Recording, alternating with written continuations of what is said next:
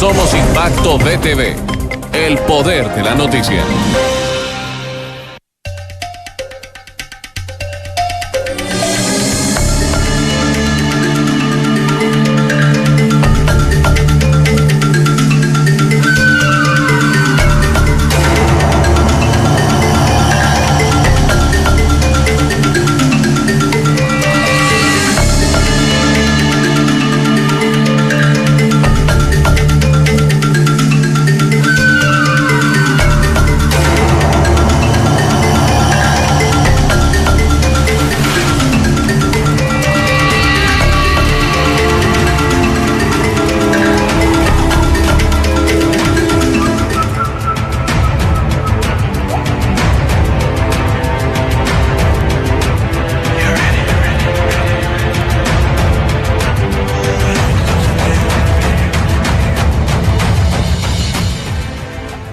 Buenas tardes, Honduras.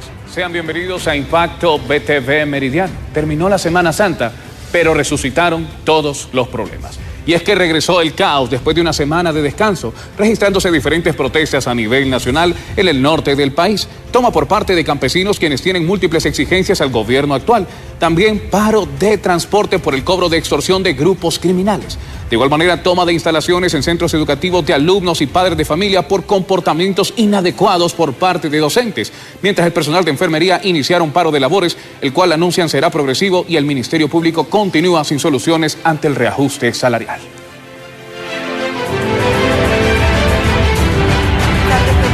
Muy buenas tardes, Honduras. Con esto damos inicio en esta jornada de información. A continuación, nuestros titulares.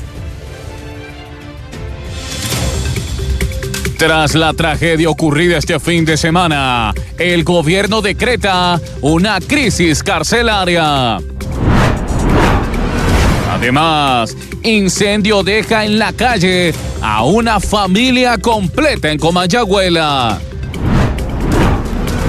Por otro lado, ni después de Semana Santa se calman las cosas. Fiscales inician la 10ª semana de protestas.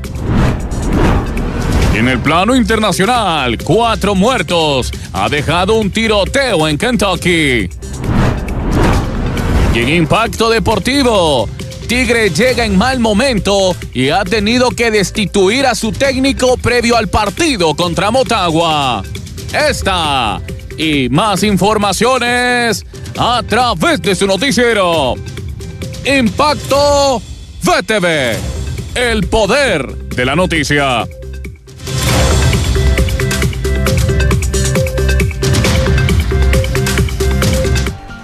Buenas tardes, Honduras. Sean bienvenidos a esta hora cargada de información y comenzamos así con nuestra agenda y nos enlazamos hasta la zona norte con Cintia López, que nos tiene un importante informe. Buenas tardes, Cintia, te escuchamos. Buenas tardes, Felipe. Buenas tardes, Honduras, televidentes de Impacto BTV Meridiano. Justamente estamos donde se desarrolló una larga jornada de protesta aquí en el segundo anillo periférico de la ciudad de San Pedro Sula, a la altura del río Bermejo o a la altura de la entrada hacia el sector del Carmen y el Ocotillo. Usted puede observar a este momento ya se encuentra habilitado el paso.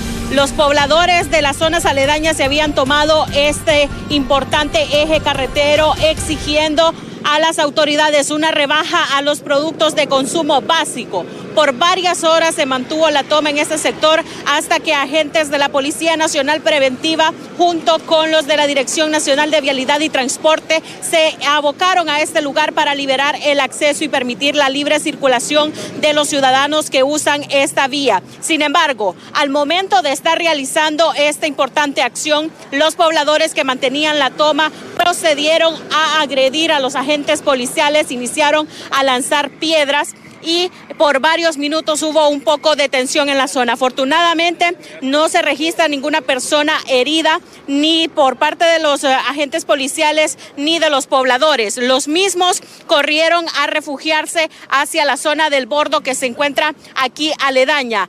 En este momento se mantiene la saturación policial en la zona. Como le menciono, ya hay libre circulación pero pues ellos están haciendo todavía este trabajo de resguardo policial en este lugar. Según nos informaba el comisionado David Ortega, pues no se hizo uso de la fuerza bruta, sino que solamente la necesaria. Hubo algunos disparos al aire para advertir a todos los que estaban protestando en este lugar que pues se retiraran de la zona para poder liberar el acceso. Hasta este momento se tiene informe de que están requiriendo a varias personas para investigarlas por las agresiones que se dieron en el lugar. Tenemos información de que hay al menos una persona requerida para investigación y pues en ese momento se siguen realizando las saturaciones para poder dar con el paradero de las personas que lideraban esta protesta. Como le menciono, ellos exigían que el gobierno haga pues acciones que permitan una rebaja a la canasta básica, a los insumos de pues todo lo que se consume a diario por parte de las poblaciones. Usted puede observar también aquí a los agentes bastante llenos de hollín, producto del residuo de la quema de llantas en este sector. Es lo que se vive a esta hora del día aquí en el segundo anillo periférico de San Pedro Sula, a la altura de el sector Los Cármenes, y donde usted puede observar ya ambos carriles han sido liberados, se encuentra libre acceso y todavía hay saturación policial aquí en la zona. Lo que puedo informar, compañeros, si no tienen consultas, voy a retornar con ustedes al estudio central.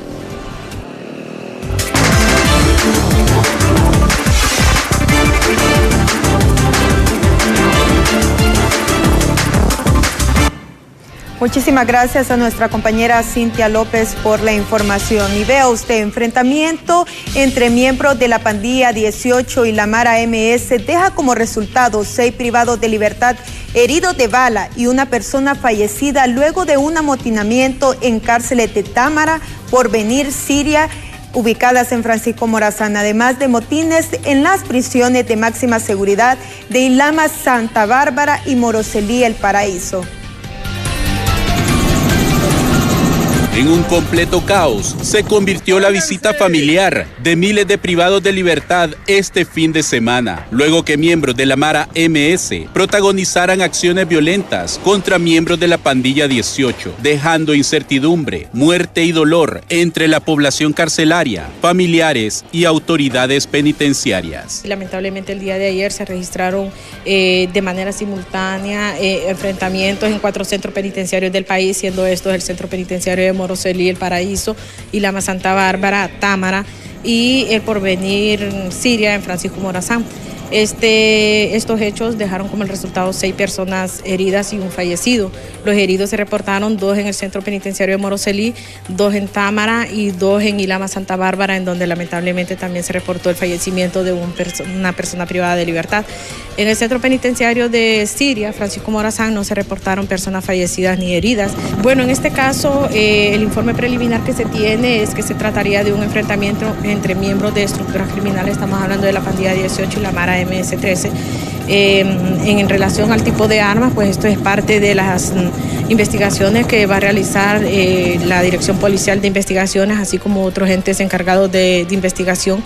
Y la causa, pues esto también es parte del proceso investigativo. Las autoridades policiales desplegaron fuertes contingentes a lo interno de estos 5 centros penitenciarios que sufrieron de este amotinamiento para reducir las acciones violentas y resguardar las inmediaciones de estos centros de detención. La Policía Nacional, desde el día de ayer que se ha presentado esta situación de conatos en algunos centros penitenciarios del país, ha estado apoyando al Instituto Nacional Penitenciario, desplegando personal que contribuyan a la seguridad de estos centros. La pronta acción de la Policía Nacional permitió recuperar en pocas horas la estabilidad y la gobernabilidad en los centros que se habían visto alterados, y esperaríamos pues continuar con este proceso de apoyo al INP por la seguridad de las personas privadas de libertad. Autoridades policiales y cuerpos de seguridad cancelaron una conferencia de prensa programada para este domingo, al determinarse que las acciones violentas a lo interno de estas prisiones se había reactivado, desplegando más de 400 elementos a lo interno de estas instalaciones. Con cámaras de Walter Pérez, les informa César Euseda. Y es que luego de esa tragedia ocurrida al interior de centros penales, la pregunta que se hace la población es ¿qué medida va a tomar el gobierno hondureño? Para ello nos enlazamos con Janet Flores, quien se encuentra en Casa Presidencial y nos brinda estas reacciones. Buenas tardes, Janet, le escuchamos. Buenas tardes, Felipe Valencia. Así es, luego de este gran amotinamiento que se produjo en las 4 cárceles del país, este pasado sábado ya la presidenta Xiomara Castro había anunciado a través de sus redes sociales que este día haría ya el nombramiento de todas las ejecuciones también que estarían realizando para poder desarrollar todas las diligencias pertinentes y de esa manera intervenir a todos los centros penitenciarios del país. Sin embargo, nosotros nos hemos mantenido aquí en Casa Presidencial a la espera del pronunciamiento de las autoridades. Sin embargo, no ha habido una convocatoria oficial para la misma. Nosotros seguimos todavía pues esperando a ver qué es lo que van a decidir las autoridades. Hemos sabido hasta ese momento lo que la presidenta nada más comunicó a través de sus cuentas, y es que podrá pues existir ya esa emergencia, esa comisión que ella va a nombrar para poder dar esta intervención. De esa manera también ella ha mencionado que va a ser una intervención donde no se van a vulnerar los derechos de las personas que están encarceladas y por supuesto sí habrá un mayor control. Sin embargo, eso es lo que esperamos, sin duda alguna, tras estos fuertes enfrentamientos donde fueron dos bandas de las pandillas que se enfrentaron justamente el sábado pasado. Sin embargo, todavía es incierto lo que va a decidir la presidenta Xiomara Castro, cuáles serán las acciones a ejecutar. Recordemos que también el pasado viernes se hizo oficial en el diario La Gaceta tema de la comisión de emergencia que ella nombró justamente para poder realizar esa seguridad nacional en el país, donde se dio una extensión del estado de excepción y donde todavía nosotros seguimos a la espera de qué va a pasar justamente con las medidas donde están involucrados todos los poderes de seguridad del país. Hasta ese momento es lo que nosotros podemos informarles, compañeros, de lo que está sucediendo justamente aquí en Casa Presidencial. Como les reitero, seguimos nosotros a la espera de lo que va a suceder y qué es lo que va a manifestar la presidenta Xiomara Castro en torno a esa situación que está sucediendo en los centros penitenciarios. Esto es lo que yo puedo informarles a esa hora del día. Si ustedes tienen consulta, retorno con ustedes.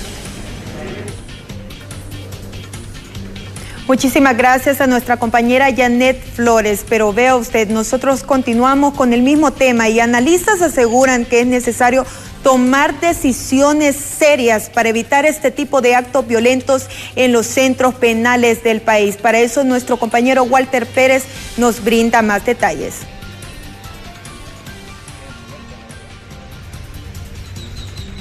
Muchas gracias, compañeros. El abogado Raúl Paniagua me acompaña en este momento en torno a este incidente registrado en 4 cárceles simultáneamente. Abogado, ¿qué está pasando con la seguridad en estos lugares? ¿Hay complicidad por parte de las autoridades que son los encargados de velar la seguridad de estos lugares? Muchísimas gracias. Saludos al pueblo hondureño. Sí, en efecto, es un tema recurrente.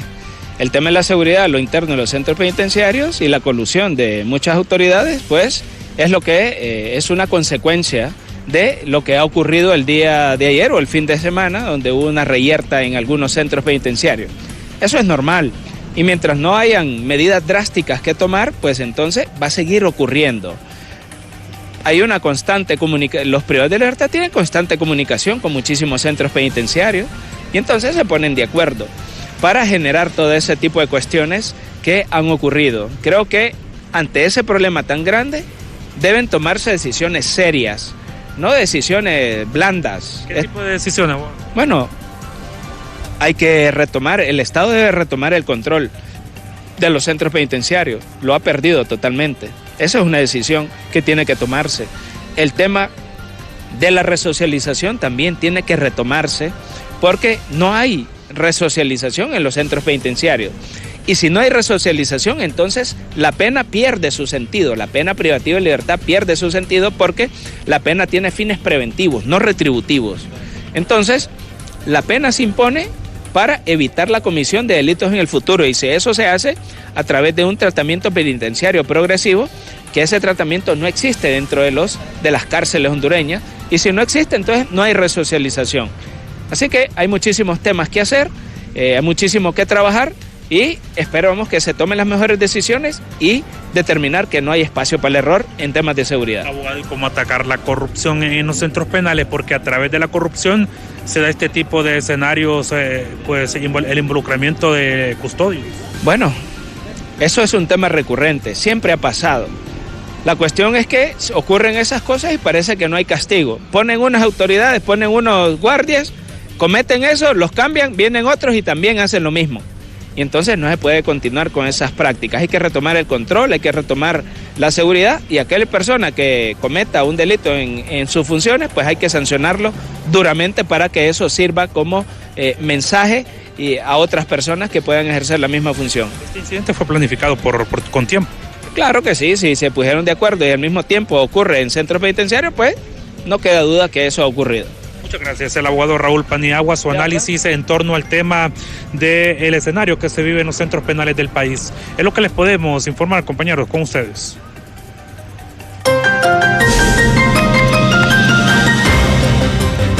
Cumplimos con nuestra primera pausa comercial. Usted no se despegue de las pantallas de Impacto BTV Meridiano porque continúa sin resolverse la crisis en el Ministerio Público.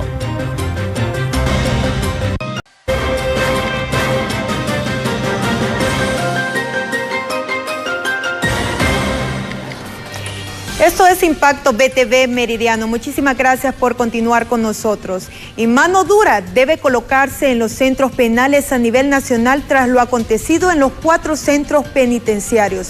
¿Qué será lo más idóneo? Mariela Manzanares conversa con expertos sobre el tema y nos comparte sus diferentes reacciones. La escuchamos en esta tarde, Mariela. Hola, ¿qué tal? En el estudio central de Impacto BTV Meridiano me acompaña en ese momento Leonardo Pineda conversando lo que ha acontecido durante el fin de semana con las reyertas en 4 centros penales del país. ¿La solución o cuál sería la más prudente en esa situación, Leonardo? Buenas tardes. Buenas tardes. Mire, primero hay que decir unas cosas, ¿verdad? El problema de los centros penales no es algo nuevo, es algo que se viene dando desde hace mucho tiempo. El acceso de teléfonos celulares, de armas largas y cortas, armas cortopunzantes. Nosotros fuimos testigos hace unos cuantos años de cómo asesinaban a una persona casi en vivo, ¿verdad? Y salió el video a la luz después. O sea, ese problema de centros penales no es un problema nuevo, empezando por eso. Segundo, lo que pasó ayer llama muchísimo la atención, 4 centros penales poniéndose de acuerdo para hacer motines. Es una acción que hay que buscarle el porqué. No hay que fijarse tanto en lo que está pasando, sino por qué está sucediendo esta situación. ¿Qué es lo que están exigiendo los presos? ¿Por qué? El motivo, la raíz del problema. Porque ahí es donde realmente tenemos que enfocar, si es por el control de las cárceles, si es por quién va a mandar o quién no va a mandar en las cárceles.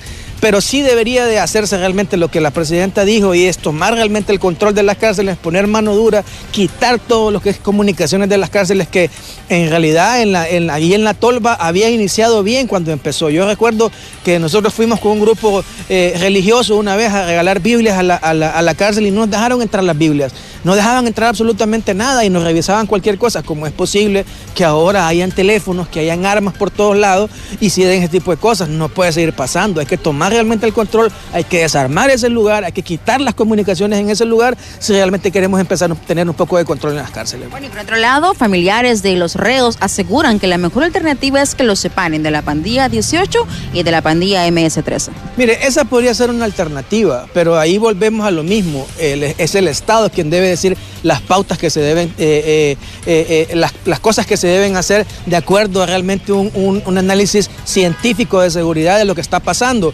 Repito, hay que ir a ver la raíz del problema. Si la raíz del problema realmente son los internos o son fuerzas externas, crimen organizado, o puede ser, como le decía, por el mismo control de las penitenciarías, quién está detrás de eso. Ahí se manejan sendos negocios grandísimos. El tema de la extorsión, un buen porcentaje de las personas que son extorsionadas, las llamadas salen todavía de centros penales. Y esos negocios tienen muchas personas para arriba, ¿verdad? Que no están dentro de las cárceles, que todavía andan por ahí sueltas. Entonces todas esas cosas hay que analizarlas y verlas y realmente hacer un buen plan para que esas cosas no sigan pasando. Aplicar fuertes medidas para que los reos dejen de hacer esas acciones. Sí, fuertes medidas para eso y buscar gente proba, profesional, bien capacitada para que maneje los centros penales y que no se sigan dando esa gran cantidad de negocios conexos que se dan en las cárceles, porque ese es un tema muy serio también. Cuando uno entra a las cárceles, hasta para comprar tortillas o para comprar comida dentro de las cárceles, hay que tener permiso de ciertas personas en los centros penales y eso no debe pasar. Esas cosas deberían de ser controladas. Son centros de reclusión, no son escuelas del crimen como las han llamado. Entonces debería de controlarse ese tipo de cosas para que no sigan pasando. Escuchamos en ese momento a Leonardo Pineda, analista político, que nos brinda su reacción en torno a este fuerte tema con este informe al Estudio Central. Gracias, Mariela. Continuamos con las informaciones porque ante los últimos hechos ocurridos en 4 cárceles del país, el presidente del Comité de Derechos Humanos, Hugo Maldonado, califica estas reyertas como un complot para quitar el control de los centros penitenciarios a la Policía Nacional. Por eso vimos ayer, por primera vez en la historia política de Honduras, que 4 centros penitenciarios sistemáticamente reventaran no en pólvora común y corriente, sino con detonaciones de armas de grueso calibre. Nunca se había dado eso. Aquí hay un complot contra las autoridades de seguridad y se puede dar una lectura de un complot contra las autoridades del país. ¿Qué es lo que estará pasando? Es lo que debemos de descifrar. Y al interior de los centros penitenciarios siguen habiendo 2 gobiernos. Cambiar las autoridades del centro penitenciario nos parece que no es la mejor solución. Y analistas consideran que la corrupción de las diversas estructuras jerárquicas en los centros penitenciarios, de la gobernabilidad interna, de los principales problemas históricos que nos provocan hechos violentos son los causantes. Nuestro compañero Pablo Martínez nos informa a esta hora de la tarde. Así es, muchas gracias, compañeros en los estudios principales y a todos los televidentes que nos están sintonizando. En este momento me acompaña Carlos Sierra, quien es analista en materia de seguridad. Luego de este lamentable hecho que se presentó en 4 centros penitenciarios, casi sincronizada esta acción que dejó como resultado una persona muerta y al menos 7 heridos. Pero, ¿qué interpretación o análisis se le puede dar a esto? ¿Qué es lo que está sucediendo realmente? ¿Hay una amplia corrupción en el sistema, Carlos? Bueno, primero lamentar, ¿no?, que se den este tipo de hechos, porque además de enlutar las familias de las personas que pierden la vida, también recuerde que dentro de los centros penitenciarios hay personas que están esperando tener una sentencia y que posiblemente son personas que no han desarrollado ningún delito. En primer lugar. En segundo lugar, en efecto, lo que estamos evidenciando es que la crisis dentro del sistema penitenciario no ha sido resuelta ni está pronto a resolverse. Estamos hablando de una crisis que lleva más de 2 décadas, una crisis que conlleva varios problemas, pero que vemos los efectos en este momento con revueltas, con tiroteos, con la pérdida de vidas, pero también hay otros efectos, ¿no? Recuerde que parte de los problemas, número 1, es el hacinamiento. Dentro de los sistemas penitenciarios hay un hacinamiento de arriba del 30% en general, pero también hay centros penitenciarios que tienen más del 100% de hacinados. O sea, nos referimos a centros penitenciarios que están construidos para 1.000 privados de libertad, hay 2.000, 2.500 privados de libertad. Esto no puede seguir. Hay temas de salud, hay temas de alimentación, hay temas de control y sobre todo hay 2 problemas que a lo largo del tiempo ningún gobierno ha podido resolver. El primero es el tema de la corrupción al interno del sistema penitenciario y la corrupción en todos los niveles de los funcionarios que están alrededor del sistema penitenciario. No hay ninguna forma en que puedan introducirse televisores, aires acondicionados, sistemas satelitales de comunicación y armas sin que esto no pase por la colusión de quienes brindan la seguridad dentro del sistema penitenciario. Entonces hay una crisis terrible de corrupción que no se ha podido resolver ni con policías, ni con militares, ni con las personas que en el pasado ya han estado en comisiones de intervención. Y número 2, un tema que niegan los gobiernos o que ha negado históricamente el Estado es el autogobierno al interno del sistema penitenciario. Hace muchos años las autoridades de los gobiernos delegaron en los propios privados de libertad la autogestión de los centros penitenciarios. Esto se niega, pero es una realidad. Las organizaciones de derechos humanos que trabajamos al interno conocemos esto. Estas 2 problemáticas generan lo que hoy vemos, que hay grupos criminales que cuando desean generar presiones, generar revueltas, otro tipo de acciones, realizan estas acciones casi sincronizadas en 4 centros penales y recuerde que 2 de ellos de máxima seguridad. Bien, muchísimas gracias. Declaraciones de Carlos Sierra, analista en materia de seguridad, que nos daba sus detalles en torno al tema que nosotros le hemos consultado. Con este reporte, si no hay consultas, retorno a los estudios. Buenas tardes. Muchas gracias, Pablo. Buenas tardes. Continuamos con las informaciones porque 4 viviendas fueron convertidas en pasto de las llamas tras originarse un incendio en la colonia San Antonio de Comayagüela. Autoridades del Cuerpo de Bomberos investigan el móvil de este siniestro. Bueno, nos desplazamos por un llamado al 911 de que una vivienda estaba tomando fuego. Al llegar a la estación del Carrizal se comprobó que son 4 viviendas pidiendo apoyo de la estación de la colonia La Haya, que está por el mercado zonal Belén. Seguidamente se pidió apoyo al cuartel general porque se comprobó que las 4 viviendas donde habitan aproximadamente 7 familias estaban completamente en fuego, quedando en la calle con todos sus enseres personales quemados. Ahorita estamos en la etapa de remoción y enfriamiento para dejar así todo culminado y liquidado.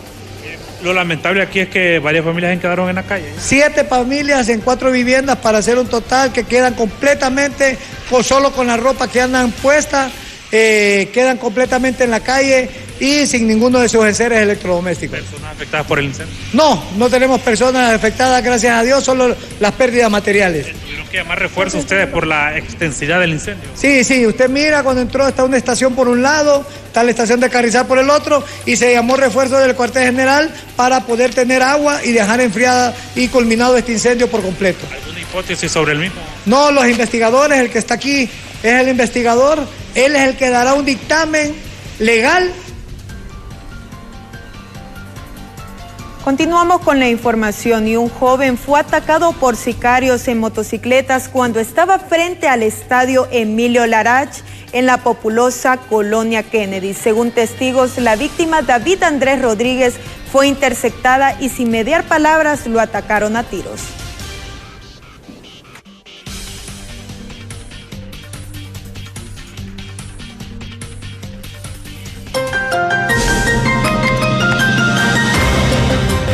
Gracias, Valerie. Y usted no se despegue de las pantallas de Impacto BTV Meridiano porque continúan sin atenciones médicas los hospitales en San Pedro Sula.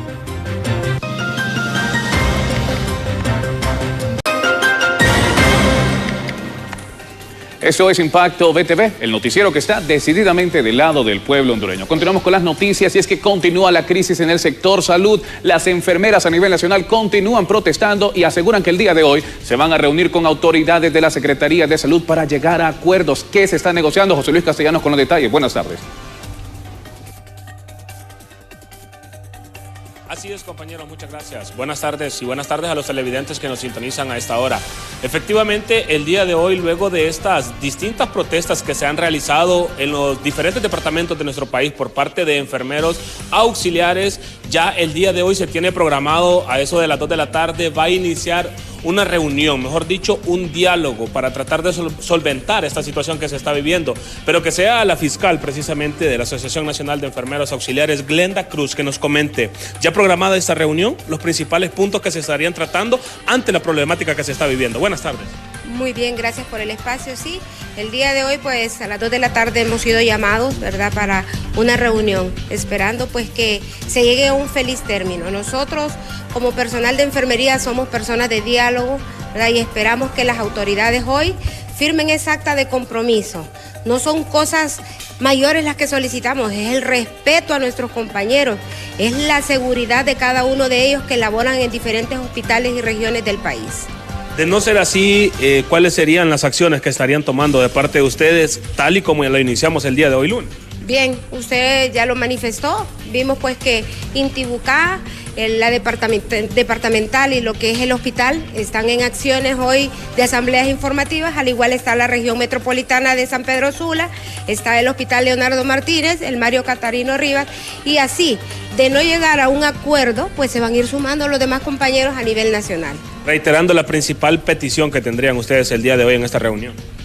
Principalmente nosotros pedimos la destitución del jefe de personal del hospital de Intibucá, al igual el respeto a nuestros compañeros. Basta de violación a los derechos del personal auxiliar de enfermería en todo el país. Muchísimas gracias, Glenda Cruz, quien es la fiscal precisamente de la Asociación Nacional de Enfermeros Auxiliares. Tal y como lo han escuchado, compañeros y televidentes, ya en pocos minutos se estaría dando inicio a esta reunión de diálogo, de igual manera para tratar de llegar a un acuerdo, solventar esta situación que se está viviendo ya hoy lunes, tal y como lo hemos estado nosotros mostrando que se ha iniciado en diferentes departamentos del país estas protestas. De momento, compañeros, esto es lo que les puedo informar. Retorno con ustedes. Muchísimas gracias, José Luis, pero nosotros continuamos porque, vea usted, también las enfermeras de la zona sur se han sumado a las asambleas informativas debido a que consideran que las actuales autoridades realizan presiones laborales y no les han cumplido con lo pactado. La protesta inició desde las 7 de la mañana en los centros hospitalarios y de salud de esta zona del país.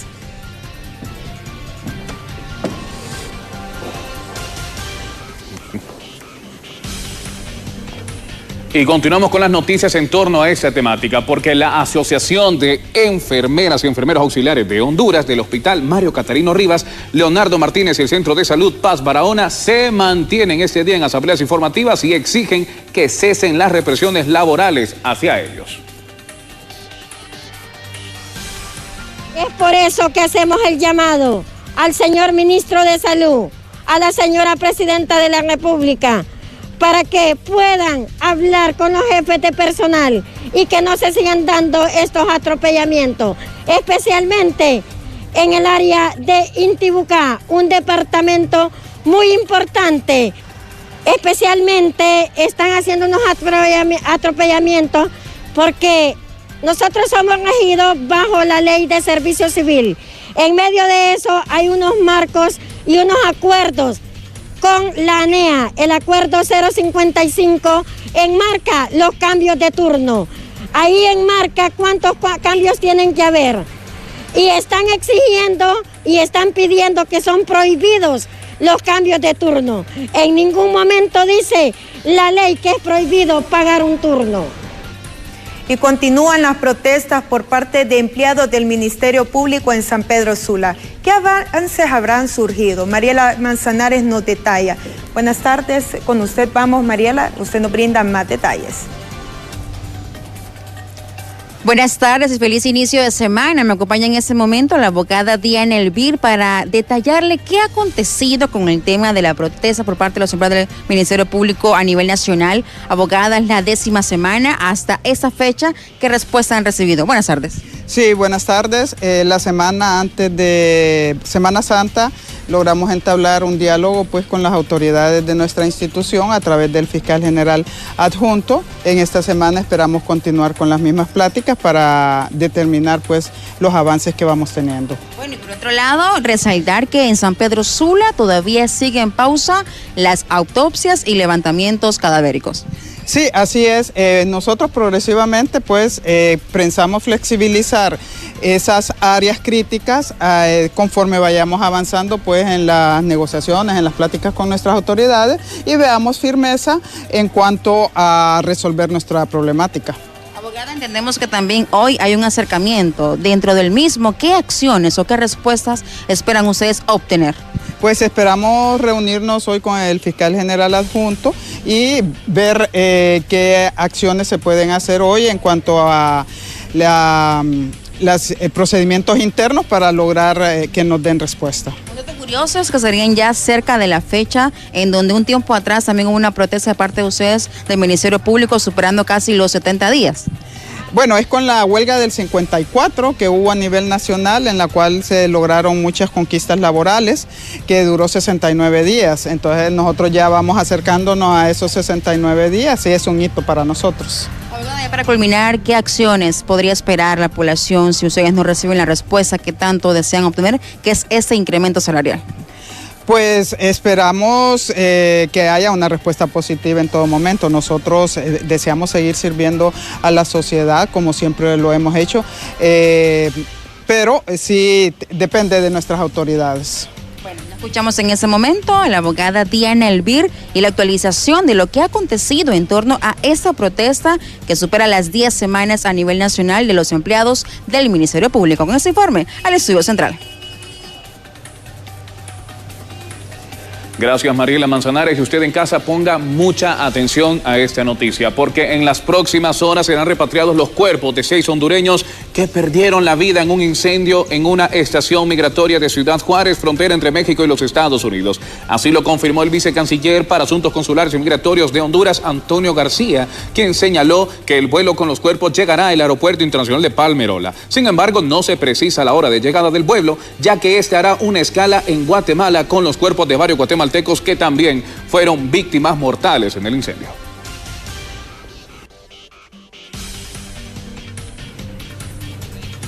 Y en la 7ª avenida de Comayagüela, a un costado del Mercado Las Américas, fue encontrado sin vida el señor Giovanni Figueroa, de 56 años. Según el informe de las autoridades que llegaron al lugar, aparentemente su causa de muerte sería intoxicación alcohólica. Figueroa, de acuerdo a relato de familiares, fue periodista y locutor de muchos años. Lastimosamente, el vicio terminó con su vida.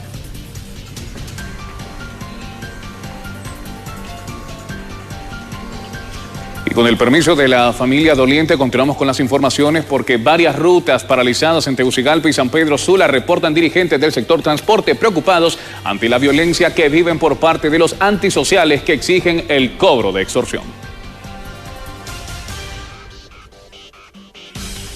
Hay una ruta, la Felipe Zelaya en San Pedro Sula, que está parada desde ayer, y aquí tenemos la Nueva Suyapa y otra colonia más que se adhiere a esta situación, que me imagino yo que es por pedir más dinero, ¿verdad?, de extorsión, y que ya no hay de dónde dar. Honestamente, nosotros estamos hasta la argolla, como decimos, ya de deudas y todo, y con estos desembolsos que hay que hacer para esta gente prácticamente estamos quedando en la calle. Creo que aquí el gobierno tiene que preocuparse más con darle la herramienta necesaria a lo que es el Ministerio de Seguridad, y de esa forma el Ministerio de Seguridad tener la herramienta necesaria. Pero imagínense que nosotros vamos a pedirle ayuda al Ministerio de Seguridad y lo que nos dicen ellos, el Ministro de Seguridad, es de que a él no le han dado ningún desembolso, que él sigue esperando, y que lo que esté esperando que le den prácticamente se va en pagos de salarios de la institución. ¿Cuánto dinero se paga al mes por extorsión? Una suma bastante grande. Aquí, ¿cuánto estamos hablando? Aquí en la capital no baja mínimo de unos 30 millones, solo la capital, ¿verdad? Mensual. Mensual, una cantidad bastante grande. Calculada en todo el país. Unos 250 creo yo, más o menos.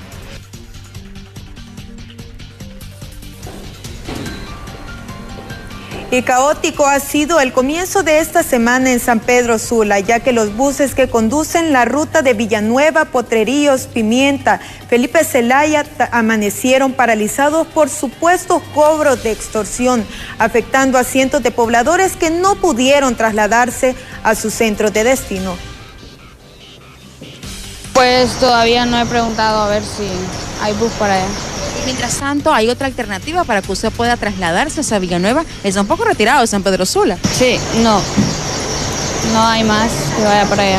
Toca esperar, básicamente. Sí, bastante.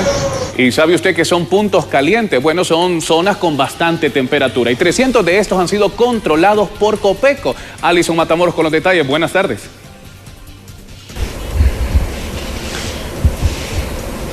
Gracias, compañeros en el estudio. Así es, a esta hora me encuentro en Senados, esto para consultar cuáles son las condiciones acerca del clima luego de, ver que se registra una condición climática un poco afectada por parte de estos incendios que se han suscitado tanto en la capital como a nivel nacional. Para ello me acompaña Oscar Lagos, quien es el pronosticador de turno. Oscar, coméntenos cuántos son los puntos calientes que se han registrado. Muy buenas, amables televidentes. Empezaremos comentando de que estos puntos calientes, pues más que todo los ha generado las condiciones meteorológicas muy cálidas que se han venido presentando, y de manera que esto pues nos ha generado, así como también la mano criminal, pues nos han generado de que que se continúen presentando estas quemas. De manera que el día de hoy pues ha bajado un poco este número de puntos calientes, de manera que el día de hoy únicamente tenemos 300 puntos calientes, que esto nos continúa pues generando bastante cambio en algunas componentes de lo que se refiere la contaminación ambiental del país, y esperamos de que se continúen presentando estas quemas, ya sean de bosques o sean de zacateras, y continuarán pues generando esas condiciones variables de la contaminación.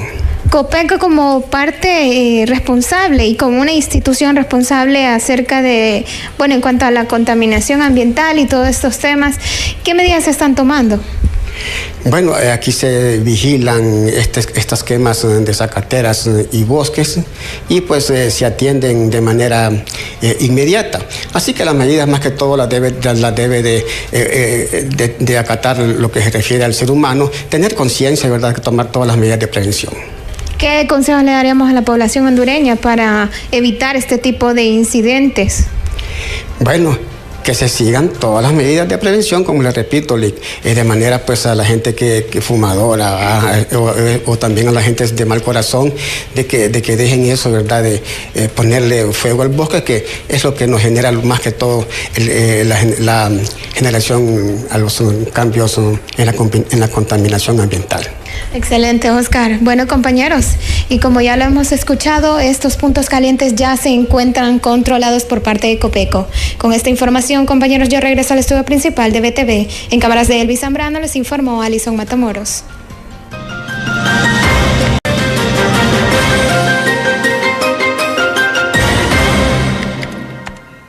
Muchísimas gracias por continuar con nosotros en Impacto BTV Meridiano, pero nosotros continuamos con las informaciones. La Dirección Nacional de Viabilidad y Transporte sancionó a varias personas por conducir en estado de ebriedad durante toda esta Semana Santa. Nuestro compañero Walter Pérez nos detalla más detalles sobre esta información en esta hora de la tarde.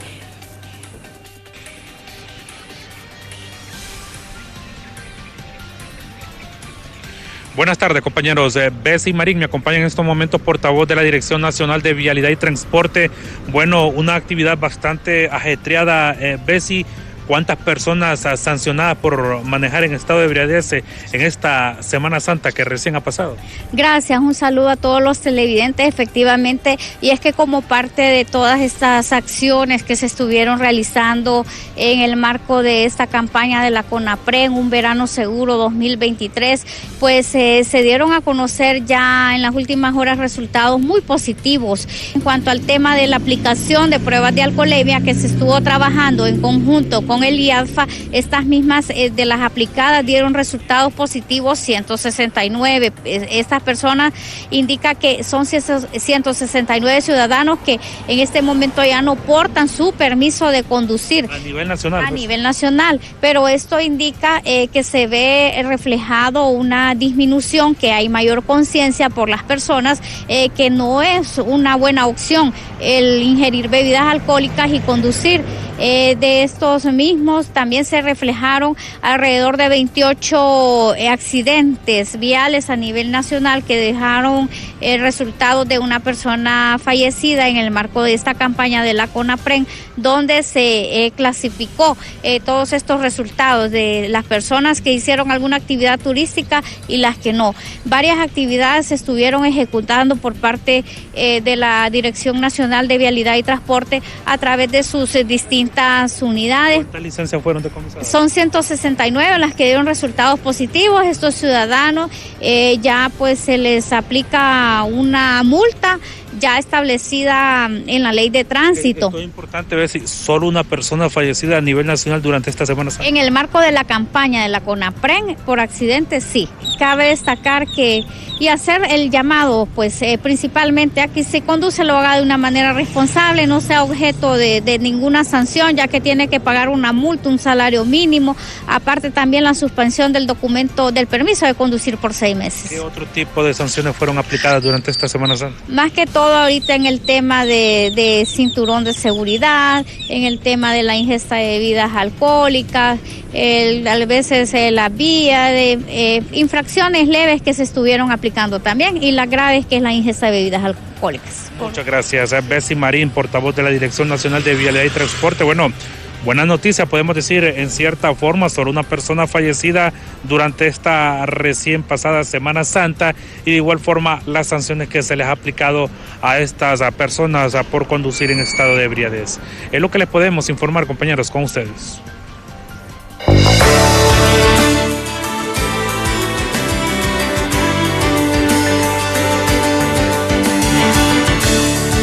Continuamos con las informaciones y escuche usted, porque debido a la falta de una ley de empleo parcial en esta Semana Santa, se dejaron de contratar a 42.500 personas. ¿Cómo han reaccionado los empresarios? Luis Durón con los detalles. Buenas tardes.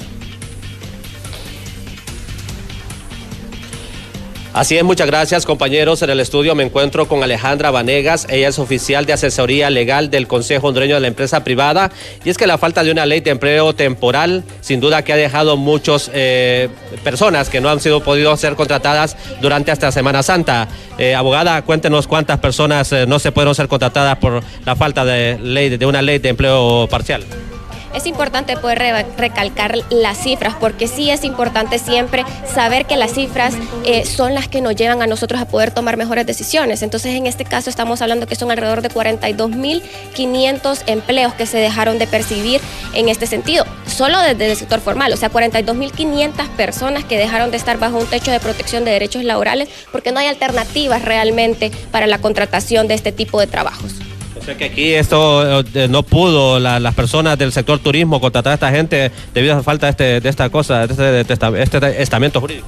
Así es, dentro del sector formal, porque es importante recalcar lo importante que es para la economía hondureña este tipo de semanas donde la gente busca un descanso y busca recreaciones, busca el sector turismo, lo cual es muy importante para la economía hondureña, y saber sobre todo de que este es el primer año en Semana Santa que no se cuenta con una ley de empleo por hora, y saber de que hay dentro del Congreso Nacional esta reforma presentada por el abogado Mauricio Villeda acerca del artículo 328, donde se estipula no una ley de empleo por hora, eso ya fue un tema dejado atrás, sino una alternativa que permita a los empresarios, al sector trabajador y sobre todo al pueblo hondureño trabajar en estas actividades que sean de entre 16 y 32 horas, que es una alternativa que estamos atrasados a nivel regional y qué decir a nivel mundial. Ahora bien, ¿cuáles son las expectativas desde el Consejo Hondureño de la Empresa Privada, ya que en el Congreso Nacional al parecer aún no existe la voluntad política de que se apruebe este instrumento jurídico?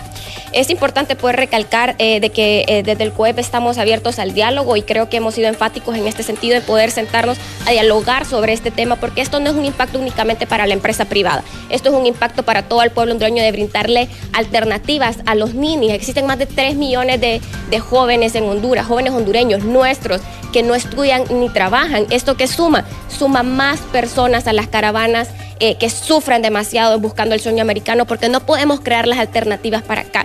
Esto es un llamado para poder sentarnos en la mesa de diálogo y decir, esto es un proyecto que podría traer mejoras y más puestos laborales de manera formal, en el que se pueda proteger tanto a los trabajadores como a los empleadores en este sentido. Ahora, esto debe servir para el feriado morazánico que viene, para que ya se tenga esta ley. Claro que sí, con un impacto fuerte en la economía hondureña, sí, pero esto sirve también para todos estos municipios que son del sector turismo, también para todas las empresas que tienen estos rubros, no únicamente para el sector turístico, para todas las empresas que tienen estos sectores de que ya no se ocupan personas de 44 horas, sino de entre 16 o 32 horas, que puedan tener esta alternativa de contratación y que sean protegidos por las leyes laborales vigentes. Gracias a la abogada Alejandra Vanegas, oficial de asesoría legal del Consejo Hondureño de la Empresa Privada. Ya han escuchado ustedes, 42.500 personas no fueron contratadas en el sector turismo durante este feriado de Semana Santa, debido a que no existe una ley que les dé esa seguridad que deberían de tener las personas que laboran en el sector turismo. Con esto retorno nuevamente al estudio. Llegamos al final de este espacio de noticias, Valeria. Así es, Felipe, un gusto, y un gusto de que usted siempre se informe con nosotros. Buenas tardes. Buenas tardes.